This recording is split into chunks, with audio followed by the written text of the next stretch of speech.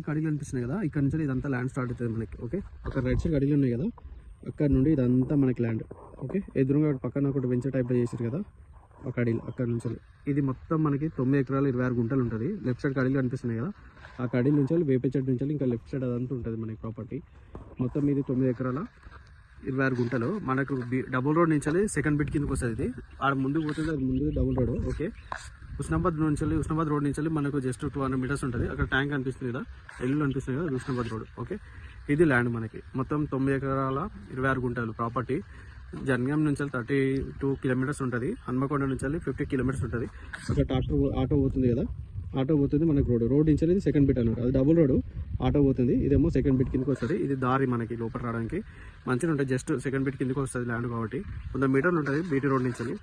ఇది ప్రాపర్టీ మొత్తం red soil, మొత్తం ఇదంతా కల్టివేషన్ చేసి ఉంటుంది. వెనక సైడ్ అంతా మక్కేసి ఉంటుంది, లెఫ్ట్ సైడ్ అంతా ప్లేన్ ల్యాండ్ ఇదంతా. ఓకే, ఇది ప్రాపర్టీ మనకి 9 ఎకరాలు 26 గుంటలు మొత్తం ప్లేన్ ల్యాండ్ మనకి. క్లియర్ టైటిల్ చుట్టూ మొత్తం బౌండరీస్ వేసి ఉంటాయి, ఇటు లెఫ్ట్ రైట్ అంతా బౌండరీస్ వేసి ఉంటాయి సైడ్ అంతా.